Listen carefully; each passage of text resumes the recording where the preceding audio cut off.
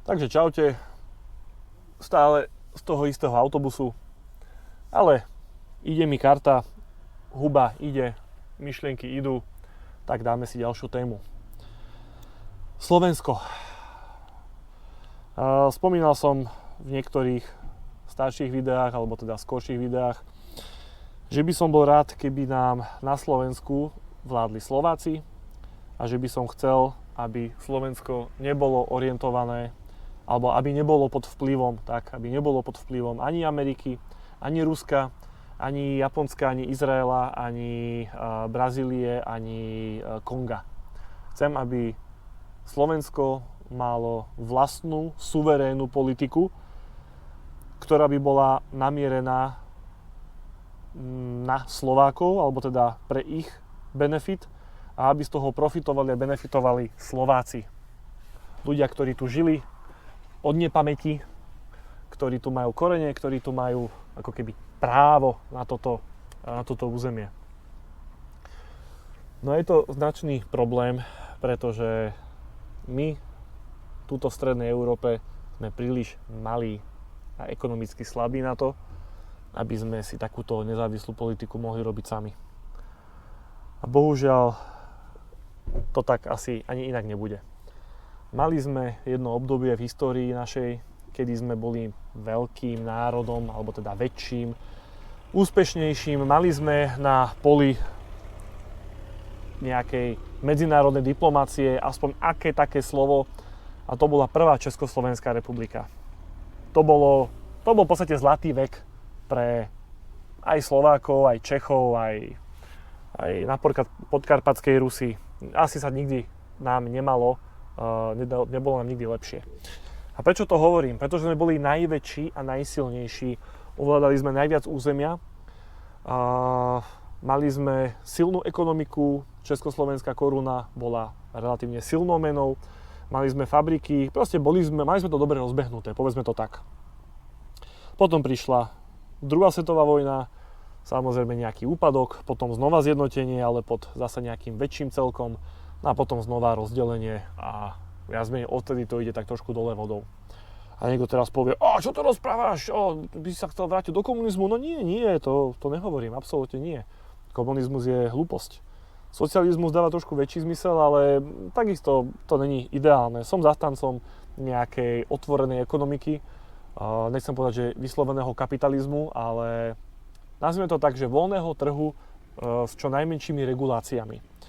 Príkladom bola kedysi Amerika. Stále ešte je ďaleko pred nami, ale tam tie regulácie sú malé, ale zasa ten tvrdý kapitalizmus je tam jeden z najsilnejších. Čo zo sebou prináša tiež určité mínusy, nevýhody, alebo teda tie negatívne vplyvy. Ale dobre, k tomu inokedy. Prečo Slováci nikdy nebudú mať silného vodcu, ktorý by razil politiku silného národa, silnej ekonomiky, silných Slovákov? No pretože nás je 5,5 a pretože korupcia, ktorá tu je, nie je len u nás. A to nie je len o Ficovi, alebo Mečiarovi, alebo Dzurindovi, alebo Matovičovi, alebo Šimečkovi, alebo možno aj nejakému Uhríkovi, alebo ja neviem, Zoroslavovi Kolárovi. Tí, ktorí pri moci ešte neboli, ja im to prajem, nech si to vyskúšajú, uvidíme, či by dostali svojich slov, ako sa povie. Ale tá natúra v nás, stredoeurópanoch, je vytvorená po 1000 ročia. A po 1000 ročia my sme tu treli biedu, nazvem to tak. Mali sme tu tvrdé podmienky na život, boli sme stále okupovaní, boli sme stále nejakým spôsobom utláčaní, ale neviem to teraz vyplakávať. Jednoducho naše mentálne nastavenie je na to, že raz je dobre, raz je zle, raz je ešte horšie, raz je strašne zle, potom je chvíľku lepšie a potom je zasa zle. A to spôsobuje efekt, že keď je dobre, tak treba hrabať čo najviac. Lebo čo keď bude za rok, za 2, za 5, za 10 znova zle? To znamená, je to absolútne prirodzené pre našu históriu, alebo teda pre náš tento stredoeurópsky priestor, že sme národ, ktorý je v podstate korupčný, rodinkársky, ktorý keď má možnosť, tak nahrabe si, ktorý keď má možnosť, tak zaťahá za nitky, aby si niečo vybavil.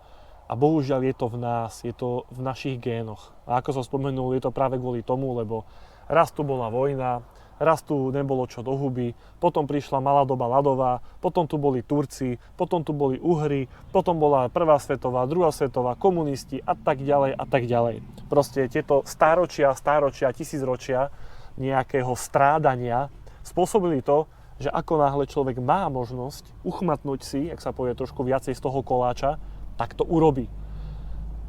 Teraz sa budeme baviť o tom, že a morálne ja by som to nerobil a ja by som vám tiež rád povedal, že voľte mňa do politiky a v živote neukradnem euro. Pravdepodobne asi blbosť. Sám seba sa snažím presvedčiť, že by som nekradol, ale mal som tu možnosť. To je také isté, ako keby niekto povedal, že ja som svojej žene verný. Ja som bol verný celý život svojej žene. Ale mal si príležitosť. A mal si príležitosť, ktorá by stala za to? Ponúkla sa ti niekde, niekedy na nejakej služobnej ceste nejaká rozvášnená modelka?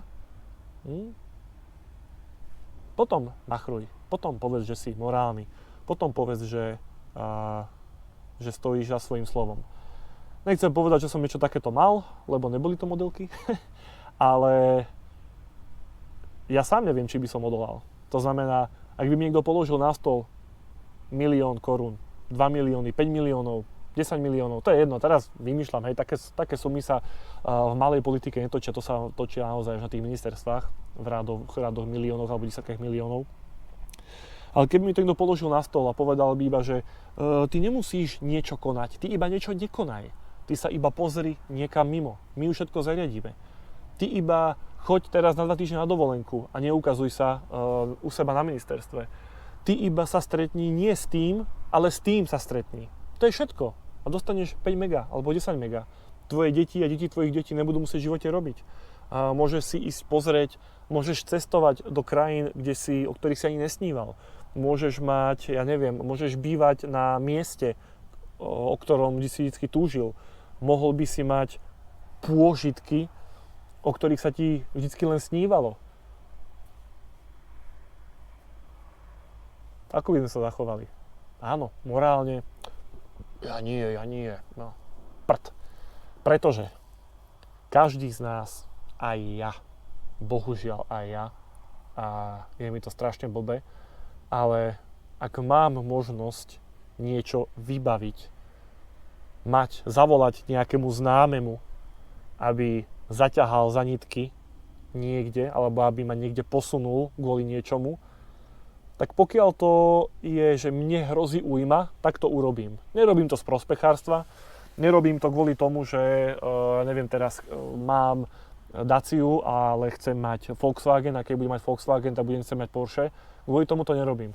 Ale pokiaľ by ma mal štát alebo niekto ošediť, ako keby neprávom, na nejakých veciach a viem sa tomu vyhnúť, tak to urobím. Pokiaľ by som mal dieťa v nemocnici, alebo mamu, alebo svoju ženu, alebo neviem, niekoho, na kom mi záleží, a mám možnosť zaťahať za tie nitky, tak to urobím. Urobí to každý z nás. No a teraz nalejme toho čistého vína. Všetci sme boli skorumpovaní, alebo teda sme prijali úplatok, alebo sme dali úplatok. Všetci. Každý jeden z vás, aj ja.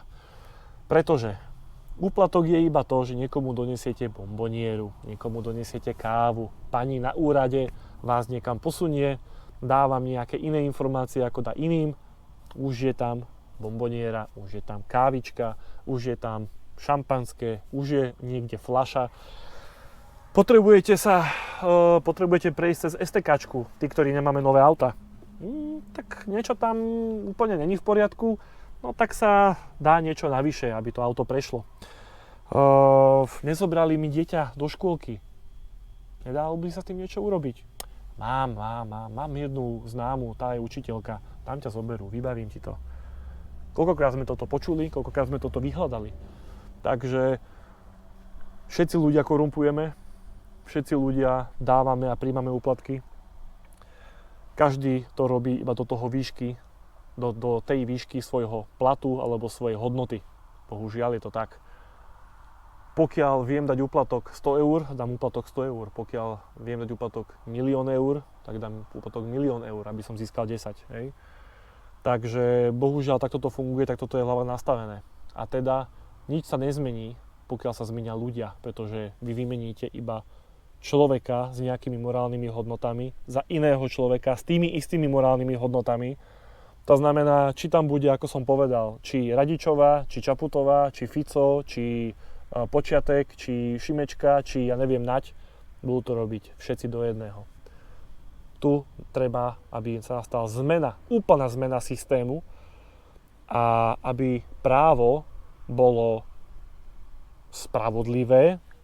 Vlastne tak by to malo byť, ale to tak nie je. Všetci dobre vieme, že to tak nie je.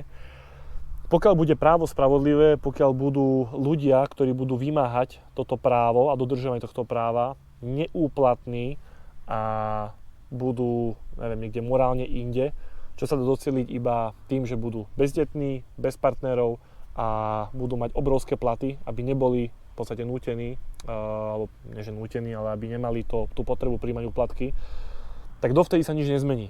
Pretože poviem príklad Zoroslava Kolára. Asi viete, novozačínajúci politik, ktorý teda má značné finančné prostriedky, ktoré si nahromadil počas života. Ja mu to neberiem, však zarobil si, jak sa povie, tak nech ide do politiky. Každý tam môže ísť, kto na to má.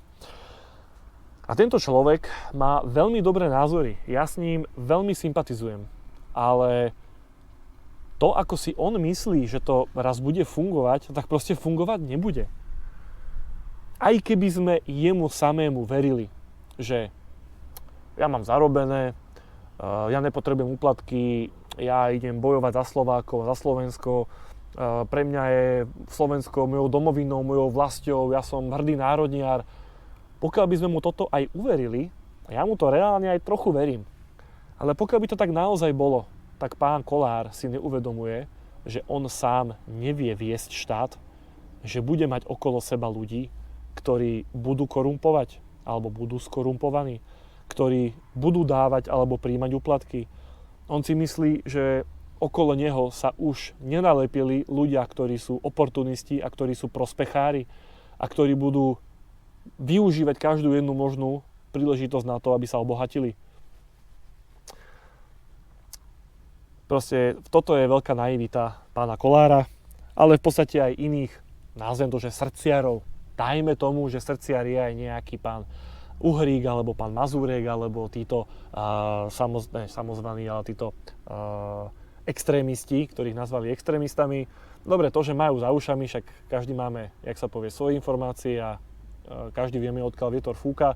Nie sú to žiadni svetúškovia, ale dobre, dajme tomu, že sú to srdciari a že sú naozaj tomuto národu dobre.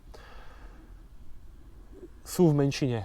Budú mať okolo seba ľudí, ako sa aj ukázalo XY krát, že vždycky, keď je nejaká silná osobnosť, niekto, kto je srdciar a ktorý to naozaj myslí vážne, tak vo svojej trošku naivite a niekedy nadutosti sa obklopí ľuďmi, ktorí takí absolútne nie sú. Nevidí to, nechce to vidieť, povie si, že účel svätí prostriedky a potom vznikajú kauzy. A tí ľudia väčšinou sú si kamaráti, známi, poznajú sa, bývalí spolužiaci a tak ďalej a tak ďalej. A už nejaká taká morálna povinnosť im káže, že nie, nevydám ťa orgánom činným v trestnom konaní, nie, nepôjdeš sedieť, veď ťa niekam upraceme, veď stáva sa aj horšie, dáme ťa na nejaké veľvyslanectvo, vybavená vec. Alebo proste dostaneš nejakú väčšiu zákazku od firmy, alebo tvoj tato, alebo tvoj bratranec, alebo tvoja manželka dostane zákazku od firmy, nejak sa už pretlčeš tým životom a bude dobre. Takže pokiaľ toto sa nevyrieši, tak sa nevyrieši nič. Spôsob, akým to vyriešiť, ja vidím jeden a tým je naozaj nejaká forma detektora lži, ktorá bude povinná. Ďalšia forma bude sedenie na psychedelikách alebo na nejakých drogách, kde človek nemá nejaké sociálne a morálne zábrany, kde sa ukáže, aký naozaj je. Ďalšia vec je, že tí ľudia, ktorí zastávajú verejné funkcie alebo funkcie polície alebo súdnictva, nesmú mať ani ženy, ani deti, respektíve partnerov, ani deti nemôžu mať veľmi blízku rodinu, ktorá by mohla byť vydierateľná, alebo cez ktorú by ho mohli vydierať.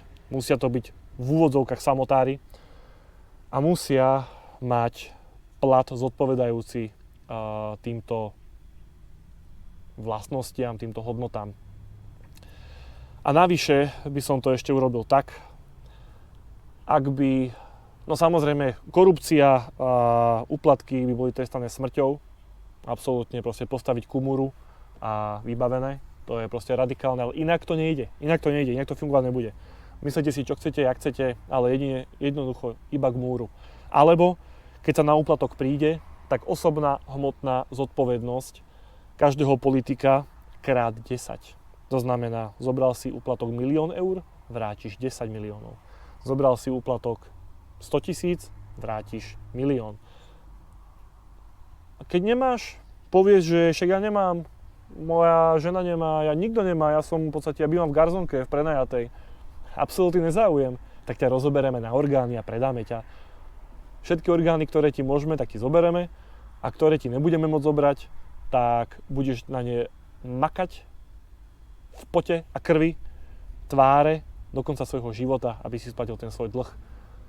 Takže inak sa toto nevyrieši.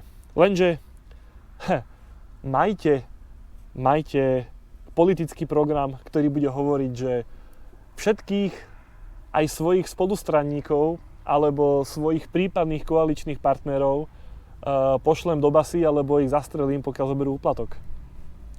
S takýmto ničím bohužiaľ neúspejete. Tak sa dostaneme naspäť k tomu, že zostane nám už iba nadávať, plakať, rozčulovať sa a myšlienka na záver. Pokiaľ bude chlieb v obchode, pokiaľ budeme môcť chodiť bez ohrozenia života po uliciach, dovtedy sa nič nestane. Pamätajte si, revolúcie boli vždy len vtedy, keď nebolo čo do huby. A zmena systému, revolúcia systému, ktorý je dopredu nalinkovaný tak, aby fungoval proti ľuďom, nebude nikdy fungovať. Vy nemôžete zmeniť pravidlá v Monopoly, pokiaľ stále budete hrať Monopoly a pokiaľ cieľ hry je stále rovnaký. Takže asi toľko. Želám si a dúfam, že každý národ sa bude mať tak dobre ako Švajčiari alebo Nóri, ale bohužiaľ to tak asi nebude. A pokiaľ by sme sa tak chceli mať, tak by sme museli byť mentálne, geograficky, politicky, ekonomicky a morálne úplne niekde inde, čo nevidím za moc pravdepodobné. Takže nechcem nikomu brať nejakú nádej a byť nejaký pesimista, ale treba si pozrieť najprv do vlastných radov, sám na seba a potom zhodnotiť, či je nejaká zmena k lepšiemu vôbec dosiahnuteľná. Tak čaute.